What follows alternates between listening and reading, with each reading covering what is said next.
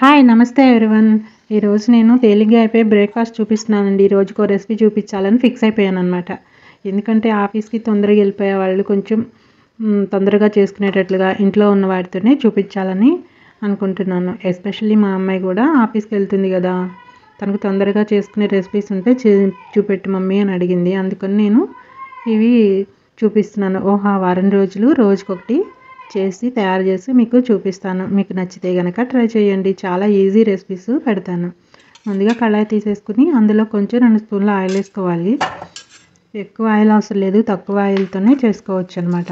కొంచెం ఆయిల్ వేసేసుకుని పచ్చిపప్పు, మినపప్పు, ఆవాలు, జీలకర్ర ఇలా పోపు సామానాన్ని వేసేసుకోవాలి. ఇవి కొంచెం చిటపటామన్న తర్వాత నేను ఫస్ట్ పల్లీలు వేయటం మర్చిపోయాను. ఫస్టే కొంచెం ముందు పల్లీలు వేసుకుంటే పల్లీలు కూడా కొంచెం బాగా వేగుతాయి అన్నమాట. నేను పల్లీలు కొంచెం లాస్ట్లో వేసాను. మళ్ళీ అవి వేగటానికి టైం పడుతుంది. కొంచెం అన్ని దినుసులన్నీ వేగిన తర్వాతే కరివేపాకు వేసుకోవాలి. అప్పుడు కొంచెం బాగుంటుంది టేస్ట్. తిరుగుమాత కాల్చడంలోనే కూరకి రుచి కూడా ఉంటుందన్నమాట. నేను ఈ రెసిపీ వచ్చేసి మరమరాలతో చేస్తున్నాను. ఈ తాలింపు పెట్టుకునే ముందే మరమరాలు తీసుకుని మనకి ఎన్ని కావాలో అన్ని వాటర్లో నానబెట్టుకుని ఉంచుకోవాలి. కూరగాయలు కూడా కట్ చేసుకోవాలి. నేను పచ్చిమిరపకాయ ఒకటి, ఉల్లిపాయ, ఒక టమాటా కట్ చేశాను. ఇవన్నీ కట్ చేసి కొంచెం వేయించుకోవాలన్నమాట. స్లోగా వేయించుకుంటే బాగుంటుంది టేస్ట్. ఉల్లిపాయ వేగితే మరమరాలు చేసుకోవచ్చు. కొంచెం ఇక్కడే ప్రాసెస్, తర్వాత ఏమీ ఉండదు, తొందరగా అయిపోతుంది. ఉల్లిపాయ కూడా కొంచెం వేగిన తర్వాత టమాటా వేసుకుని కొంచెం వేసుకోవాలి, వేయించాలి బాగా. కొంచెం వేగిన దాకా ఉండి లాస్ట్లో కొంచెం ఉప్పు కారం యాడ్ చేసుకోవాలి. మీకు నచ్చితే ఇందులో మసాలా పౌడర్ యాడ్ చేసుకోవచ్చు, అల్లం వెల్లుల్లి పేస్ట్ యాడ్ చేసుకోవచ్చు. నేనైతే అల్లం వెల్లుల్లి అవేమి యాడ్ చేయట్లేదు. నేను కారం లేకుండా కొంచెం మసాలాలు లేకుండా తినాలని నేను ఇలా చేసుకుంటున్నాను. మీకు నచ్చితే అవి కూడా యాడ్ చేసుకోవచ్చు, ఇంకా టేస్ట్ బాగుంటుంది. కొంచెం ఉప్పు చూసి వేసుకోండి. ఉప్పు పసుపు వేసాను, కారం అయితే ఏమీ లేదు. పచ్చిమిర్చి చేశాను కదా, ఆ కారమే సరిపోతుందని నేను కారం యాడ్ చేయలేదు.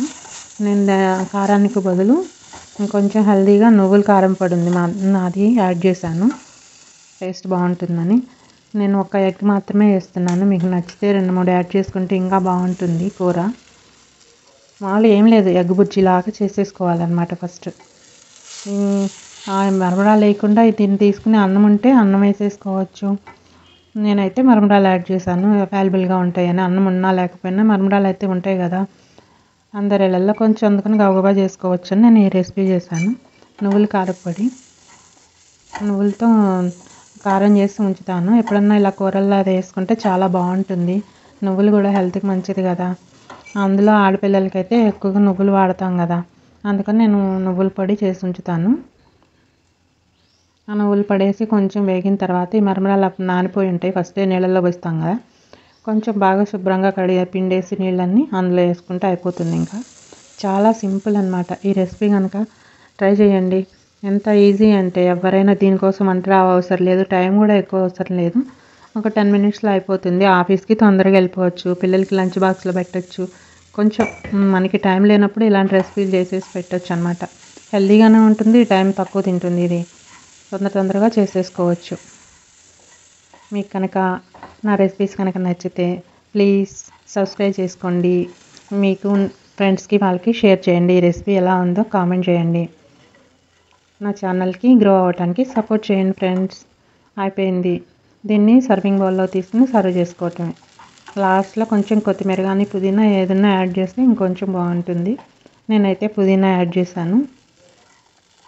ఇది కొంచెం వేడివేడిగా తింటేనే బాగుంటుంది. ఆరిపోయినా కూడా టేస్ట్ ఉంటుంది, కానీ కొంచెం వేడిగా తింటే ఇంకొంచెం బాగుంటుంది అనమాట. నేనైతే వేడివేడిగానే సర్వ్ చేస్తున్నాను. ఆవిరి కూడా కొడుతుంది కొంచెం గిన్నె. చూడండి ఎలా ఉందో, చూస్తుంటేనే నోరూరిపోయేలాగా ఉంది. చక్కగా తినేసేయాలనిపించింది. అప్పటికప్పుడు చేసుకుని తినడానికి ఇలాంటి చిన్న చిన్న రెసిపీస్ పెడుతూ ఉంటాను. చూడండి, అందరూ చూసి మీరు కూడా ట్రై చేయండి. ఎలా వచ్చినాయో నాకు కామెంట్ చేసి చెప్పండి.